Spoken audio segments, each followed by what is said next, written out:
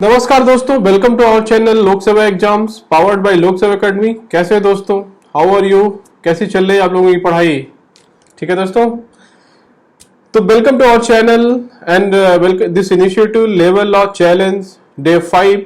Today is the day 5। We are just going through our 60-day challenge for labor law, industrial relation, accounting and statistics and computer related quizzes for EPFO, Assistant Provident Fund Commissioner, Enforcement Officer and Account Officer exam। ठीक है दोस्तों, hope you like this initiative and you are it is helping to boost your study, to boost your preparation for this examination।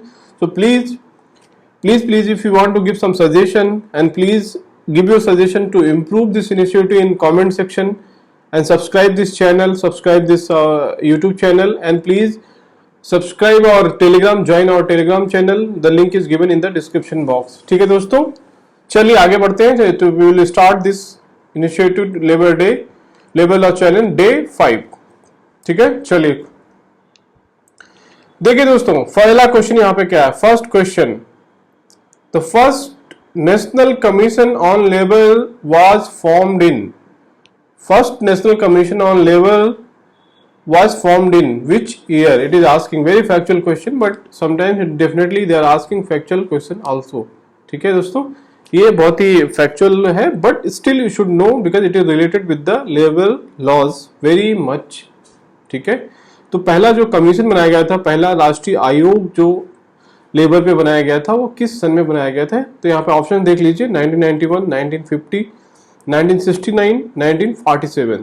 ठीक है, तो इसका answer क्या है मैं बता देता हूँ दोस्तों। 1969 में क्या है कि पहला first national commission on labour law पे क्या है, कमीशन गवर्नमेंट ने बनाया था, क्योंकि गवर्नमेंट चाहती थी कि लेबर्स का जो कंडीशन है वो बहुत पैथेटिक था, बहुत एक्सप्लॉयटेशन था कंपनीज में, फैक्ट्रीज में, मैन्युफैक्चरीज, तो उसको रोकने के लिए then first national commission on labour बनाया गया था, जिसके की रिकॉग्निशन को देखते हुए बाद में बहुत सारे एक्ट्स बनाए गए, बहुत सारे प्रोविजंस बनाए गए। ठीक है दोस्तों, वो हम डिटेल में पढ़ सकते हैं, but okay, first you should know factual things, then you can study about details, but not too much detail in this aspect. ठीक है दोस्तों, तो इसका आंसर क्या है? 1969। ये आप याद रखिए, बहुत ही फैक्चुअल है, बट सिंपल है, बट एक बार मेमोरी में आना चाहिए। चलिए सेकेंड क्वेश्चन, तो ये दूसरा क्वेश्चन देखिए, यहाँ पे इनिशिएटिव का दूसरा क्वेश्चन क्या है? Which of the following is are correct about international labour organisation ILO। बहुत ही इंपॉर्टेंट इंस्टीट्यूशन है रिलेटेड विथ लेबर। ठीक है दोस्तों, लेबर से रिलेटेड या जो भी वर्कर्स से रिलेटेड ऑर्गेनाइजेशन है, ILO plays a very important role for the betterment of worker and for the resolving the conflict between the employer and workers and government institutions। ठीक है दोस्तों, तो ये बहुत ही अच्छा है, ये यूपीएससी में भी आ पाएगा, अदर एग्जाम्स के लिए बहुत ही इंपॉर्टेंट है, इसको अच्छे से आप पढ़ लीजिए इसके बारे में। देखिए यहाँ पे फैक्चुअल कुछ स्टेटमेंट दिए हैं, तो 4 statement is given, then you have to tell which of the following statement is are correct.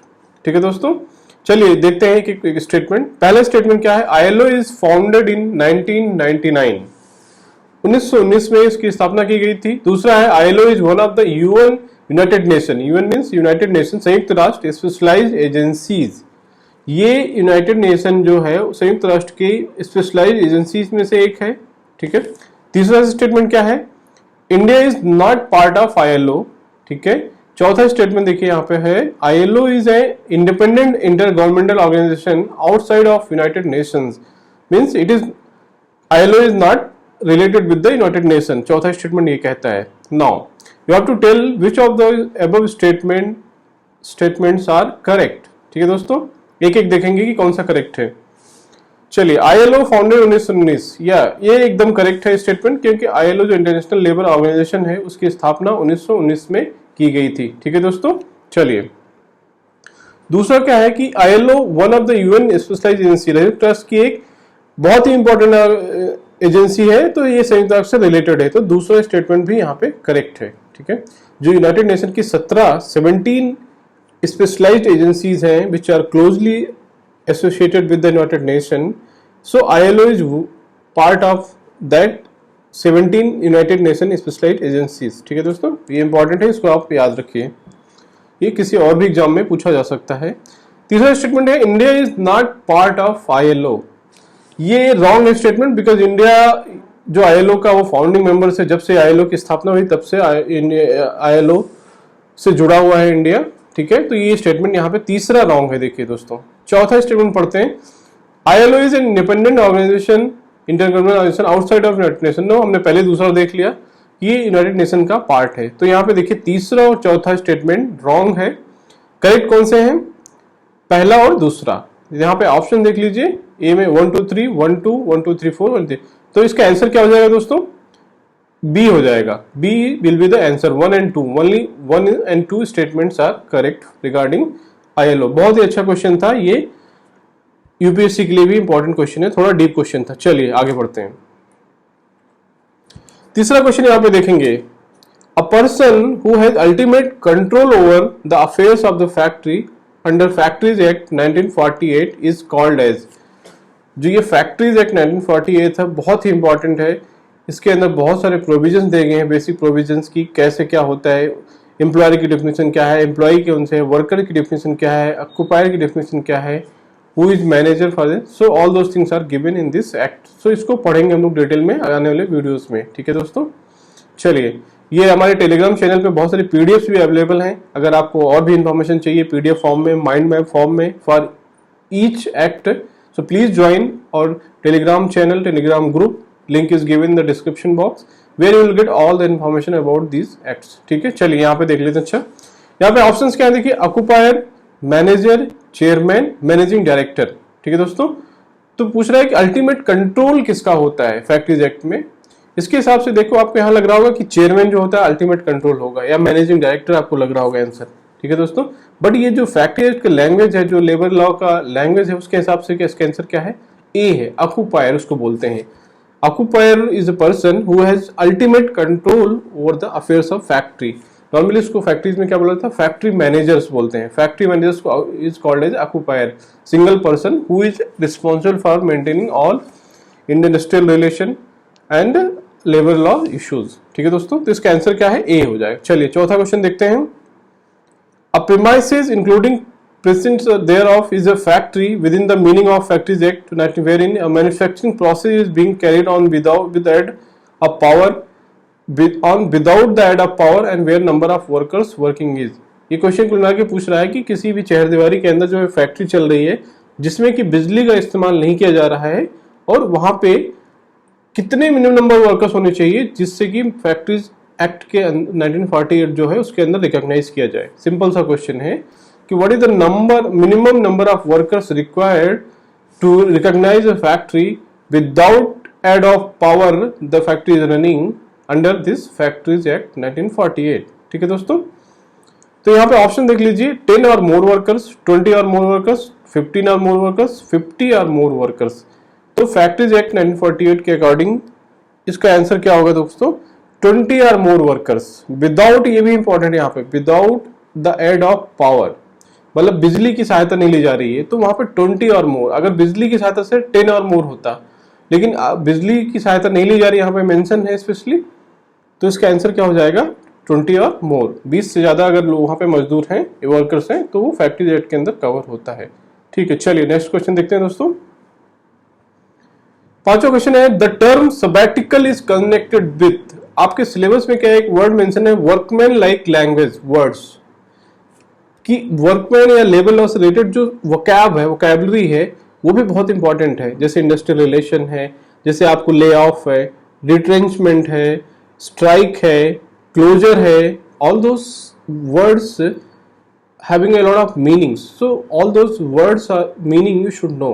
ठीक है दोस्तों, so that's why they have specifically mentioned in the syllabus workman like words are languages. ठीक है दोस्तों, तो बहुत ही important है। उसके सिलेबस में ये, उसके सीरीज में ये हमने वर्ड्स भी इंट्रोड्यूस किया है इसमें। तो यहाँ पे पूछ क्या रहा है, the term sabbatical is connected with.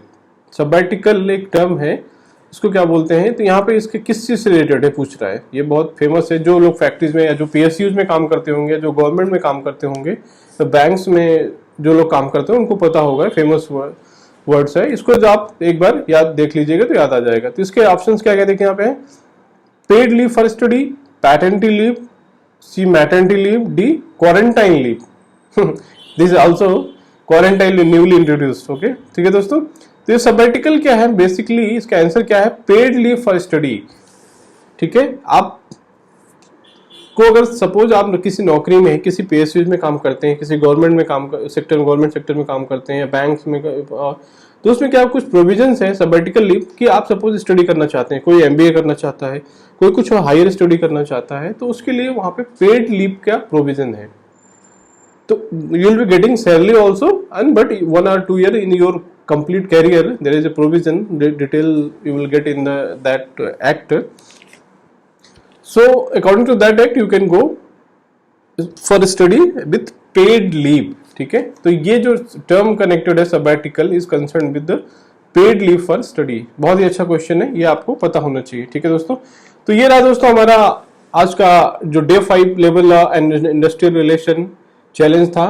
तो hope you all are liking this initiative and it is useful for you to complement your preparation. So please study well and please cover the basic syllabus for these examinations like polity, history, geography and all those things. And this level, don't worry, definitely this initiative will help you to get maximum marks in the examination if you follow this initiative continuously for 60 days. ठीक है दोस्तों, and please get associated with our Telegram channel also, where you will get all PDFs also, mind maps also related with labor law, industrial relation, accounting, statistics and computer related subjects. ठीक है दोस्तों, so आप जुड़े रहिए channel के साथ, please subscribe करिए YouTube channel को and you will be getting a lot of information about this examination. ठीक है दोस्तों, okay, thank you for watching this video and see you in the next video tomorrow. ठीक है, thank you दोस्तों, thank you.